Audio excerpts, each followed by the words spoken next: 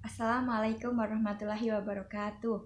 Pada pertemuan kali ini, kami kelompok 1 akan mempresentasikan materi tentang Towards a Responsive Work-Based Curriculum for Non-Traditional Students in Higher Education. Nah, sebelum kita melanjutkan ke materi, lebih baiknya kita perkenalan dulu. Kelompok 1 yang beranggotakan 5 orang ada Galuh Pratiwi, Mirna Sari, Pepi Sophia Nur Aziza, Putri Ayu Listiani, dan Rifa Salsabila. Perkenalkan, nama saya Rifa Salsabila. Saya akan menjelaskan pengertian menurut John Bember. Pendidikan sepanjang hayat harus berimplikasi pada cara lembaga beroperasi dan fokus. Bab ini adalah bagaimana program gelar di studi non-formal telah menggabungkan pembelajaran berbasis kerja dan mode studi khusus normal dengan cara yang secara khusus selaras dengan pengalaman non-formal. Saya Galuh Pratiwi dari kelompok 1 mata kuliah Pendidikan Sepanjang Hayat akan melanjutkan materi mengenai kebijakan dan konteks kelembagaan. Sejak tahun 1995, perluasan akses bagi siswa non-formal telah menjadi fenomena global. Menurut Sword dan Worter tahun 2000, laporan dari Men mencurahkan satu bab untuk masalah perluasan partisipasi dan menyatakan bahwa meningkatkan partisipasi dalam pendidikan tinggi adalah tujuan yang diperlukan dan diinginkan dari kebijakan nasional selama 20 tahun ke depan. Hal ini harus disertai dengan tujuan untuk mengurangi disparitas partisipasi dalam pendidikan tinggi antar kelompok dan memastikan bahwa pendidikan tinggi responsif terhadap aspirasi dan kemampuan khusus khas individu. Terima kasih. Bismillahirrahmanirrahim. Perkenalkan, nama saya Mira Sari. Saya akan melanjutkan materi selanjutnya, yaitu tentang sifat dan asal mula WBL atau Work Based Learning. Berbagai macam teori dan model pembelajaran telah diciptakan oleh para praktisi dan para ahli dalam pendidikan. Pendidikan bukan hanya perkara transfer pengetahuan begitu saja, tetapi ada proses dan mekanisme tersendiri agar tujuan pembelajaran bisa tercapai sesuai target yang telah ditentukan. Aktivitas belajar itu melibatkan penguasaan dan pengubahan pengetahuan, keterampilan, strategi, keyakinan, sikap, dan perilaku. Dalam pendidikan, segala proses di dalamnya sistematis dan terencana, yang semuanya terangkum oleh model pembelajaran. Salah satu dari model pembelajaran yang dikembangkan adalah work-based learning atau pembelajaran berbasis kerja.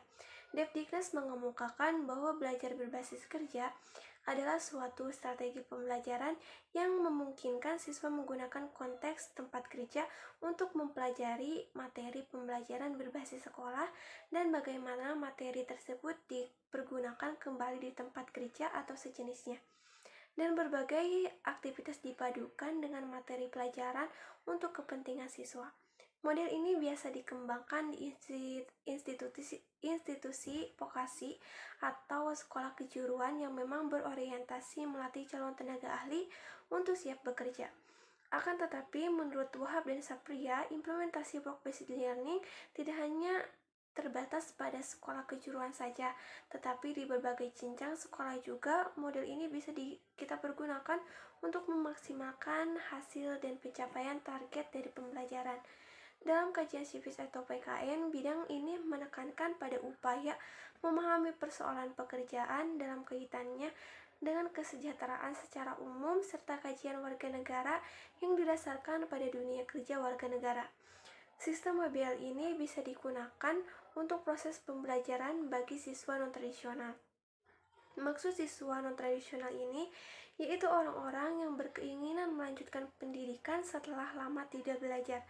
Biasanya siswa non-tradisional ini berusia 25 tahun ke atas. Dengan adanya sistem WBL, para siswa non-tradisional akan mudah menyelesaikan pendidikannya dengan praktik secara langsung ke lapangan kerja. Para siswa mencakup hasil belajar dan konten kursus yang sama dengan rekan-rekan penuh waktu mereka, tetapi membutuhkan 1 tahun ekstra menyelesaikan gelar.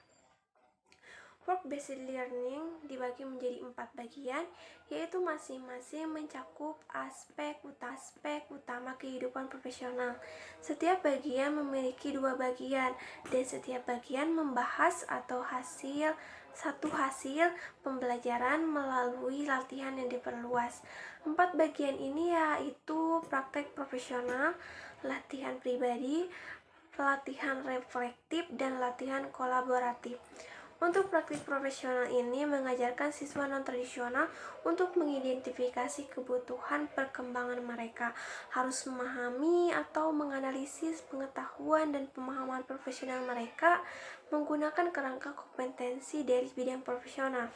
Dalam latihan pribadi, kita melanjutkan fokus pada pengembangan diri dengan berkonsentrasi pada latihan tentang memanajemen waktu, penggunaan waktu yang baik, tidak lepas dari memiliki tujuan kerja yang jelas dan bermakna.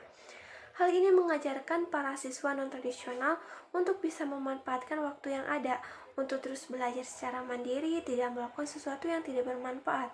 Mereka juga dianjurkan untuk terus menggali apa potensi yang ada dalam diri mereka, mengenal personal branding dalam diri, karena awal dari berlatih yaitu bisa memahami apa potensi kita, apa skill kita, apa kemampuan kita, atau apa yang kita sukai, dan apa bidang keahlian kita agar bisa fokus mengembangkan keahlian.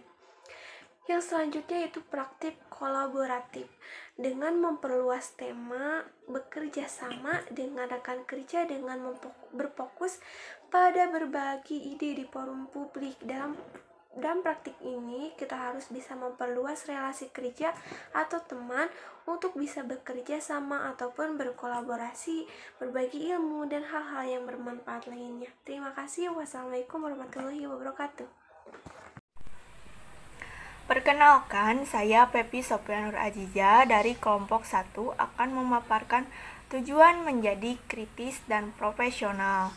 Tujuan utama pembelajaran ini adalah mengembangkan pemikiran kritis, terlibat dengan studi kasus, belajar tentang teori pembelajaran, pengalaman dan teori pembelajaran tindakan. Sangat penting untuk pengembangan profesional dan kepercayaan diri. Nah, materi yang terakhir yaitu peserta khusus dan temuan penelitian.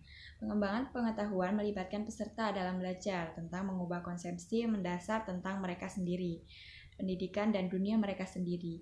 Meyer 2003 menyarankan bahwa individu memerlukan pengetahuan yang valid dari 4 wilayah pengalaman manusia yang melibatkan hal-hal berikut.